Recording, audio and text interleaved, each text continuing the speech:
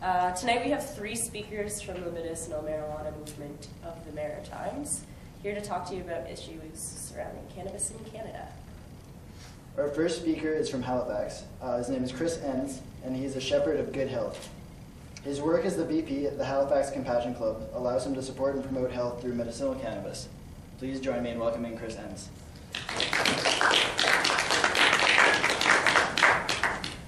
Well, I'm sure a lot of you are in this position right now, whether you're first, second, or third, or fourth year students, where you've got a whole wide horizon in front of you and you're wondering how cannabis might fit into that, or you're wondering if there's a possibility that cannabis could fit into that beyond some sort of a recreational paradigm where you're getting high before bed every night and just enjoying that relaxation at the end of the day, which I'm sure some of you partake in and enjoy now, as I did throughout my university years.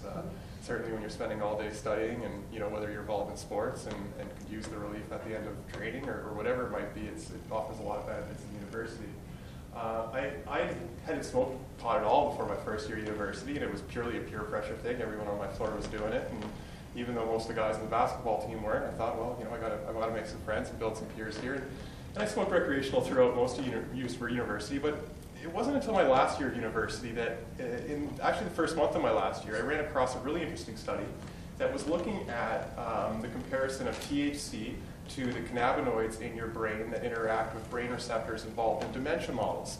And this kind of sparked a little interest in me because I had a grandmother that went through quite an extended period of gradually increasing dementia, and it was tough as a young person. So there was this interest that, you know, if that could have been limited or slowed down, was there a potential medical model here for cannabis? I heard talk about medical cannabis sort of out in left field, but I never really explored it within my studies. To fast forward about 4 or 5 months, I was about a month before graduating university, and I was high one night and, you know, really just chilling out, and a YouTube video came up, this Run from the Cure that I'm sure some of you have seen, most of you probably by now. And I was 100% sure that this was the modern oil snake salesman of the 20th century. Like, it was mind-blowing to me that this guy was like, with super confidence in a 4-part series telling you, eat cannabis and potentially treat your tumors. So the first thing I did is go to PubMed.com, which anyone in the sciences knows is like the Google for medical reviewed studies, peer-reviewed studies. And I basically dropped out of university for the next 3 days because what I discovered was that there was literally hundreds and hundreds, if not thousands of studies on PubMed. And I was only at that time typing in the words THC and cancer, cannabinoids and cancer, cannabidiol, tumor, just any sort of mix-match combination I could. And the results were blowing my mind. Not only were all these epidemiological studies, meaning, you know, we're looking at these population-based studies and looking at people that are chronically consuming cannabis, people that are chronically consuming cannabis and tobacco, you know, accounting for alcohol use, and looking at how cancer rates broke down among these population groups. And there seemed to be some preliminary evidence, and a lot of these studies at the time that I graduated were really just starting to roll out. So it was really exciting to see that, well, for sure, cannabis wasn't causing an increased incidence of cancer in any population groups, and there did seem to be, even at that time, we're talking 2004 or 5, about that there might be an actual preventative effect, but the results were so, I guess, mixed, because you had a whole bunch of studies over the past 10 or 20 years saying this, and then a handful of recent studies in the past 5 years saying this. Now, that being said, since 1972, we were looking at studies that showed the actual pathway that cannabinoids could induce this maybe anti-cancer effect, and they had looked at it in mice models, but there was nothing really in the human model. So in 2008, for me, the most exciting and mind-blowing study came out that said, you know, it looked into tumors from the neck up, and so we were looking at, you know, throat tumors, oral pharyngeal tumors, tongue tumors, and brain tumors, anything from basically the base of the neck line up. And what they found is that on average, those who were cannabis consumers of 10 joint years or more, and so I guess the way they calculate joint years, and please correct me if I'm wrong, but I believe it's you take the number of joints you average per day and then times it by the number of years you've been smoking cannabis. So at 10 joint years or more, they found a 65% reduction in tumors from the neck up compared to those who were non-cannabis users at all, or just the general population group. And so it was a pretty interesting study. But just to step back to sorry, I sort of went off on a tangent there. being right before graduation and coming across this breadth of peer-reviewed literature regarding cannabis and cannabinoids. Up until this point, I've been absolutely gung-ho about medical school. I hadn't applied yet. I was planning to take that summer, do the MCATs, do the old year-off thing while you do the big application. But definitely a red flag was raised in my mind when I realized that after 4 years of specializing in immunology and microbiology in university, they had left the cannabinoid receptor system completely out of our education. Literally on every single cell and organ system in our body, there was this variety of cannabinoid receptors. You've probably heard about CB1 and CB2 most commonly, but there are others. And they were involved in almost every homeostatic regulation mechanism in our body, whether we're talking about mood, blood pressure, inflammation responses. But most importantly and most exciting to me was this new interest in how cannabinoids regulated tumor development. And one of the models of tumor development that you study in university as you're studying oncology is that we're likely always getting tumors right from the day we're born, 1, 3, 5, 10 cell tumors. And our body has a number of systems that naturally help us regulate and take care of these tumors, identify them as something foreign and something that needs to be taken out. In addition to that, there's various systems within those tumor cells that allow them to commit suicide when they recognize that there's something separate from the body.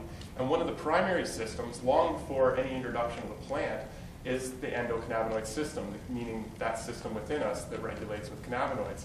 And so what fascinated me about Rick Simpson's work and with that Run from the Cure documentary, when I went beyond the video into the peer-reviewed literature that I found on PubMed, was that these tumor cells express a very unique ratio and very unique quantity of these receptors compared to the surrounding healthy tissue cells.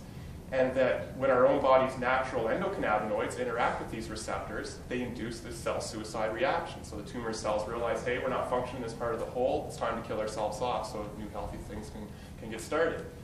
Now, when that system breaks down and you can supplement with phytocannabinoids, that's plant-based cannabinoids, we're able to bring that system back into regulation and start to take care of tumors that have got out of control. It seems to be a real system of balance. We like to think of cancers as being this thing that we get and then we're diagnosed with, and then it's one-way path. You either do okay or you very quickly potentially move towards death. But I think what's important to recognize is that often it's much more of a balance between where your body's immune system is at and its ability to currently recognize that tumor and interact with it and either slow it down or take care of it altogether.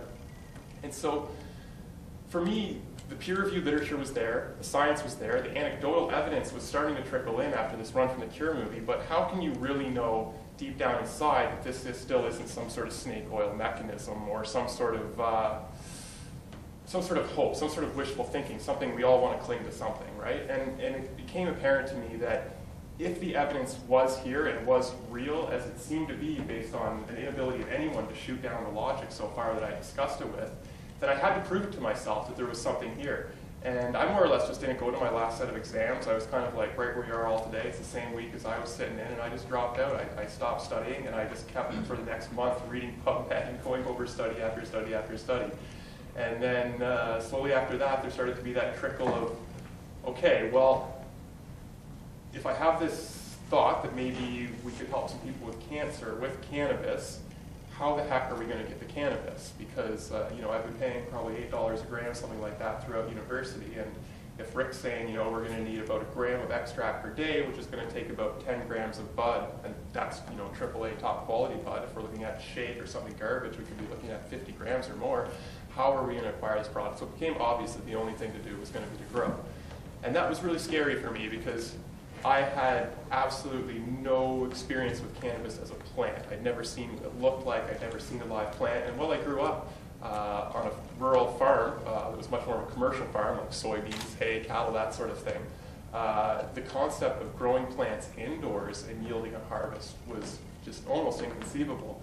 But I did reading. There was, Jorge Cervantes' Indoor Marijuana Grow Bible, and I picked up a copy of that, and I think it was it definitely lit the spark that this was something that I could do, that there was some answers to the most common questions here, there was a starter guide, and I had a launch pad. And I'll tell you this, the second real launch pad was meeting Jess, my fiance there now. We started dating, and I went over to her house, and there was a 400-watt ballast behind the door, and I realized right when our first date, I'm like, wow, I'm pretty sure that's a grow light, even though I've never seen one in real life. I think that's what it is. I brought it up, and she did the old, like, yeah, I guess maybe we could get you growing sometime again, or you could grow again. I had a past boyfriend that had a couple plants, and my previous relationship, I had, it had always been an issue, the marijuana thing, right? And like, there was definitely not going to be any growing in the future if we were going to continue on and build something serious. And so, that had been many, months before, and so this first date, this opportunity to potentially grow with the new partner. Oh my God, it was like fireworks. I can't even tell you how excited I was. And I think for our first few seeds we planted, I don't believe it was legal. I think we just sort of popped some seeds and it got started and did what we could in a little closet. But it wasn't long after that that we started to become aware of the medical marijuana access regulations. And they were already out at the time, but it wasn't something we were exploring because neither of us were really looking at cannabis as a personal medicine for our own use. We had come across this from the cure. We were interested in potentially exploring its use for treating cancer. But Jess suffering from rheumatoid arthritis, and I'm sure she'll talk more about her personal story, it became very apparent that this was something that could be used for a whole lot more than just cancer. And so we started to explore the process of getting signed up for a license and becoming exempted to use cannabis. But there was still a real limitation. Under the current program, the program that's sort of coming out of effect now and rolling into the new program, you were only allowed to grow for one person at first. And even after, a half a decade of court challenges, it still came to be that you could only grow for up to 2 people legally. And it really just wasn't sufficient for us. Like when you discover that cannabis can directly slow down the course of cancer, if not stop it and reverse its course altogether, and you have excess production from your garden that under the government rules or regulations you're supposed to destroy, but you realize that you can directly save life with this medicine, there was just no way to in any sort of rational way, to stay within that 2-to-1 umbrella.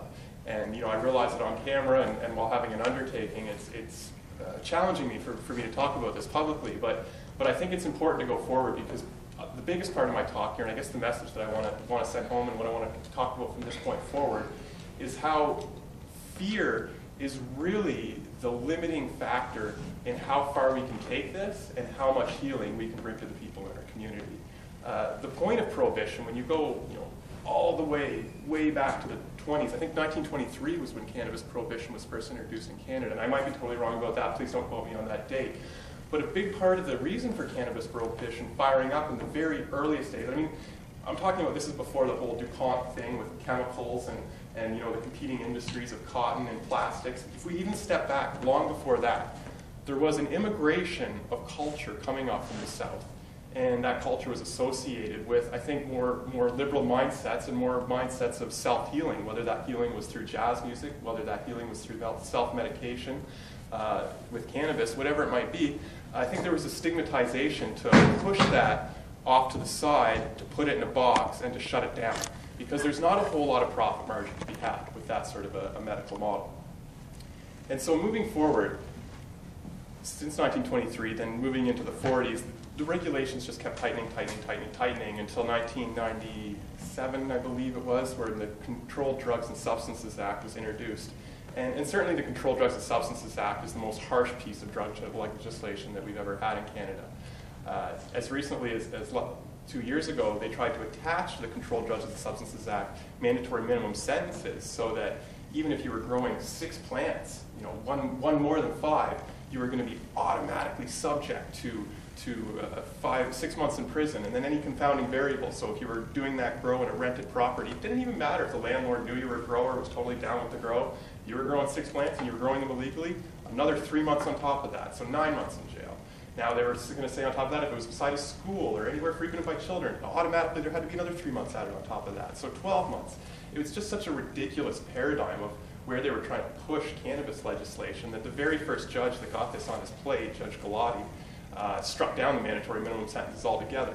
So for a long time, when you're not in the day-to-day market, you probably don't see the effects, but what was really crazy for me to see is when the mandatory minimums first were introduced and first passed, on the wholesale market, cannabis jumped up like $200 to $400 overnight. Like, it was just like inconceivable, and there was this whole paradigm of fear that was being pushed out from commercial brokers, and even from within the medical community, that this was the government's big push. This is the time the government's coming to get us. This is the big crackdown. You know, they're coming after the compassion clubs this time too, and this is the tool they're going to use to get us. And that kind of talk just sort of started to spiral throughout the whole community. I think it started within the medical community first, because we were the ones that were sort of on the edge, watching the regulations come out, worried about them, and we were the ones sharing that story with friends and family and the media. And there was a legitimate fear, because those were real laws that were being passed. But I think, and maybe I'm misfounded, but I don't know of a single individual in Canada, a single cannabis activist, that has put himself out on the line for the right reasons, and that hasn't carried a gun. And I'll talk about that in a minute, why that's the defining factor. But I think it's concerning, even regardless of what personal beliefs are, but in terms of maintaining your freedom as a cannabis activist in Canada, that is in jail to this day in Canada and doesn't have at least the freedom to travel, to talk, to be an activist still. Our story, some of you may be aware of, some of you may not. And Jess is going to talk more about the Compassion Club in her talk, so I won't get too much into it. But we were raided last year, last March, and faced a number of trafficking charges, production of resin charges, et cetera, et cetera. And I think there had always been a fear before that of that big day, of the big raid. We were always told, you know, you're going to get raided sooner or later. You know, you guys got to tighten up. You guys got to do this. You guys got to do that. But the reason I operated the way that I did was that I was purely following in the footsteps, not doing anything new, from many, many activists that had paved the way before me. The Compassion Clubs out west have been doing this since the 90s. And Ted Smith, the originator of Hempology 101, I mean, I can't tell, I wouldn't be here today, I wouldn't be doing anything even close to what I'm doing were it not for the path he paved. If you don't know his personal story, and I wish you could tell it yourself, because I've probably got many parts of it wrong, but basically he went through a series of months when he first opened his Compassion Club, the Cannabis Buyers Club there, where he was being regularly raided and thrown in jail. And when you get thrown in jail overnight, in the morning you go before a judge for what's called a bail hearing. And if this is your very first time being charged, they almost always release you on what's called an undertaking. Most times they don't even want any money. They just make you sign all these conditions and say, listen, if you break any of these conditions next time, we're probably not going to let you out until trial. And so if your trial is a year and a half from now, you're looking at maybe a year and a half in jail. And then if you go in a second time, even though you've got this real serious threat that they might leave you in jail, oftentimes they'll let you out if you're willing to do what's called a bond or surety. So sometimes that's $10,000, $50,000 you've got to deposit with the courts. And then if you do something bad a third time, well, not only do you lose all that money automatically, but you're probably in jail until trial. But Ted just went balls to the wall. He said, I don't believe that the courts are going to be able to hold me in jail purely based on their conscience when I stand up at that bail hearing. So he just kept letting them bust him. And then the next day, he'd stand before the judge and give the full story, everything that they could put on the table. Usually he'd have a bunch of supporters in the gallery as well. And what the judge would say is, well, I bet among your supporters you can probably pull together $1,000, and yeah, we'll let you out. Yeah, don't do it again though. And then 2 days later, he'd be back in jail, same thing. And there was one period where this happened 6 times in a row in a couple months, and they just kept releasing him. At a certain point, the police realized that there's no point in pressing charges and putting handcuffs on this individual because they're just going to release him the next day anyways. He's making absolute fools out of us. And that opened the door for people in Victoria and Vancouver to do exactly just that. And you hear once in every 3 or 4 years a little bust at a Compassion Club. They go down so smoothly now in Vancouver that it's like, handcuffs go on, handcuffs go off, the paper ticket gets written, and it's all just court meandering for 3 or 4 years after that. And the Compassion Club's open the next day. There's no interruption of business whatsoever. I mean, it might hurt your actual revenue if that's something you're concerned about as a Compassion Club, which hopefully it's not, just because people are less likely to come because they just saw a police raid or something like that. But in terms of actually closing down the club and its operations, it doesn't seem like that's either the intent of the police anymore in Vancouver, or even the objective at all. Even just 2 months ago, there was a policy statement released by the Vancouver Police Department, and what's really interesting, I thought, was that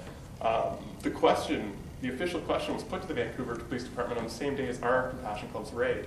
And I almost sometimes wondered if it was a senator or something like that that was asking the question. And basically what the official policy question was is, why are Compassion Clubs not being raided in Vancouver when they clearly are breaking the law?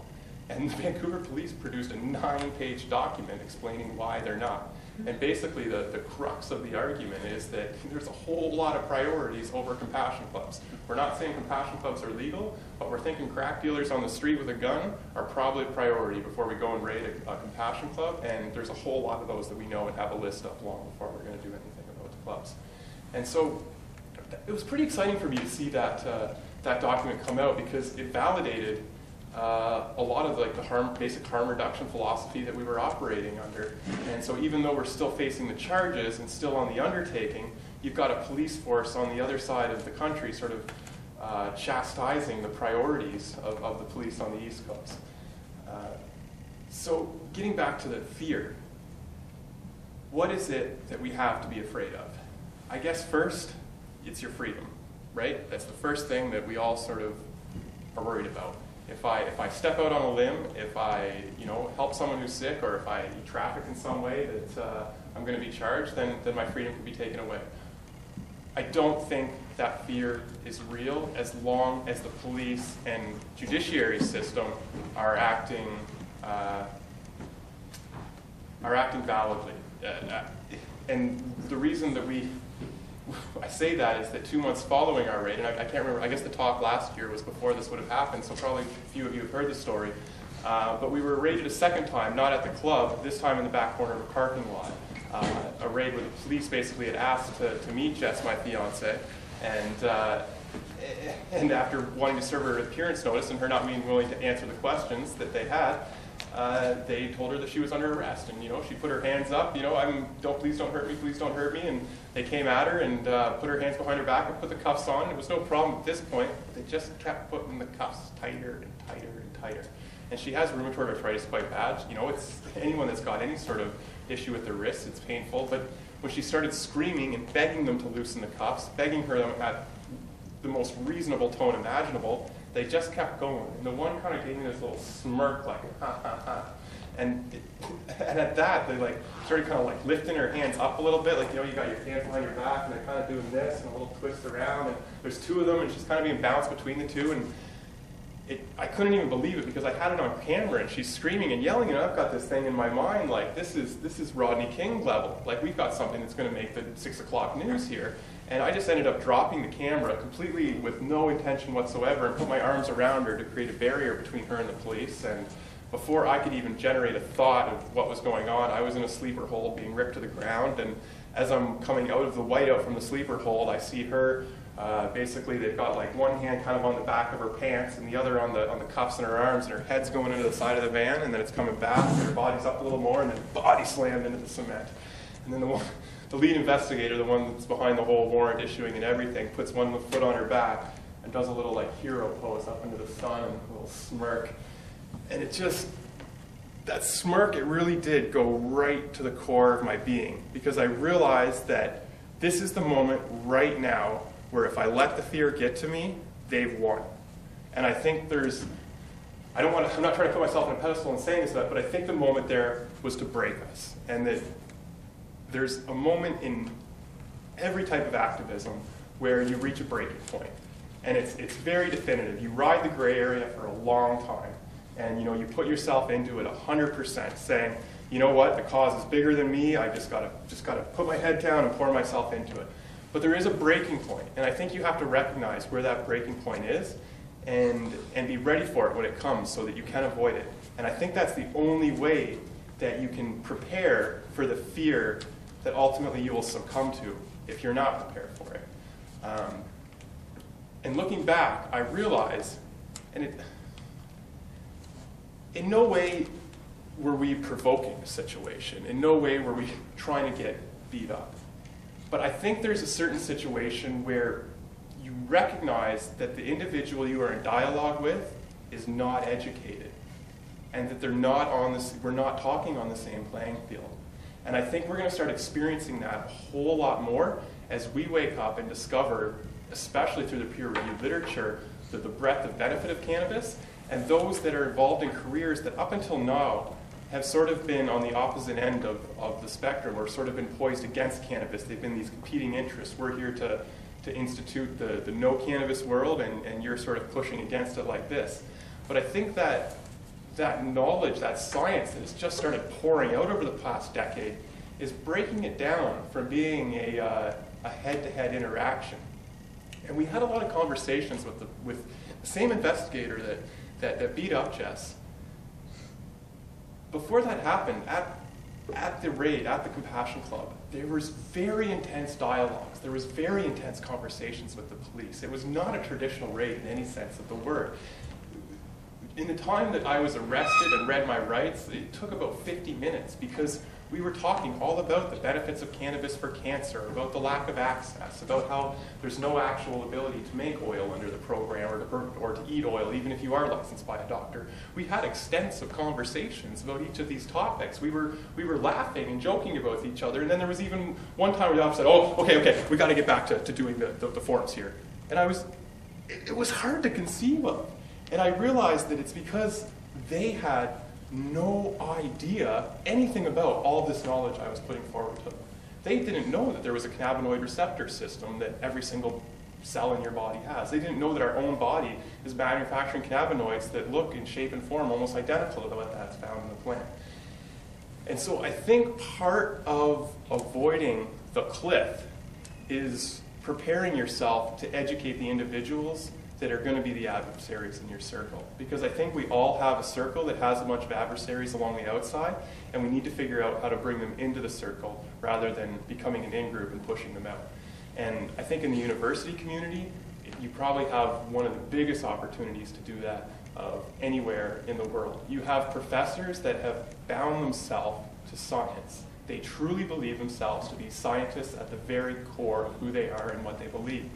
And if you can bring that science to them in a way that is not only understandable, but is well researched, is well considered, and if you're prepared to open a dialogue where it's not debative and I'm right and this is a cure-all, but it's a dialogue about, so there's this cannabinoid receptor system, it seems to have a whole lot of benefits. How come there's no dialogue about this among the scientific community here at the university? And then actually pushing that forward with real science. I think you're going to start to see a whole lot of doors open. And once those doors are open, the only fear is just how passionate you want to get about cannabis. So really step back and figure about how much you love this plant, because I'm telling you, there's a lot of doors to open right now, and it's pretty much a free-for-all for all of them. If you want to look at the law right now, and Marcel's going to talk about this a little bit, and just a little bit too, but there's perhaps never been a time in the country where cannabis has been more legal, despite what it might seem in the media, despite what it might seem in terms of the general rhetoric. If you go back to 2003, there was this crazy awesome moment in Ontario that very few people know about or recognize, where cannabis was completely legal for 2 months.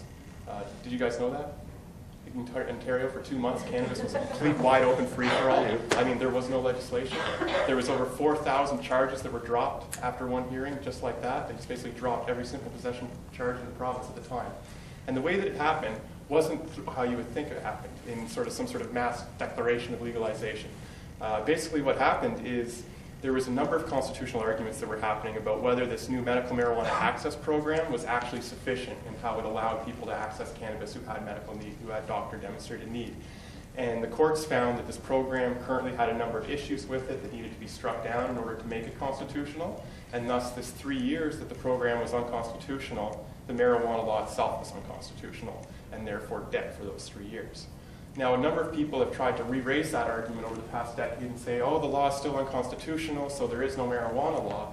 And the courts have repeatedly struck it down, saying, what you need is a brand new, fresh, great big, mega constitutional challenge where we make a ruling just like we did in 2003, because there's been so many changes since 2003, maybe the current situation is constitutional again.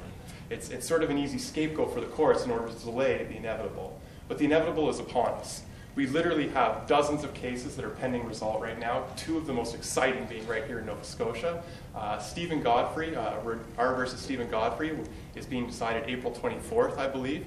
And Godfrey's trial is really exciting because in 2011 in Ontario, basically the marijuana laws were struck down once again. It was sort of a free-for-all, but there was an appeal of that decision, and the appeal actually overturned the original decision. But even though the appeal lost, or the appeal was successful, the judges gave a number of points that if you want to win in the future, you've got to meet these evidence points. And that's exactly what was happened in Godfrey just last month, or a month and a half ago, I guess, there. And you know, it was literally a point where the judge was in tears. I think we're starting to see judges in Nova Scotia that are waking up to decades of a paradigm where they were prosecuting people and realizing that, holy crap, there's a whole medical thing here I didn't realize was going on. And there was another case just last week, Terry Wood, a really good activist here in the province or Nova Scotia that's been doing a lot of work. And the same sort of thing, 3 witnesses took the trial that brought them to tears. So I think that we're moving fast here in Nova Scotia, and with the introduction of this new program that's as equally unconstitutional as the last, there might be an argument that, you know, click your heels together because there is no marijuana law right now.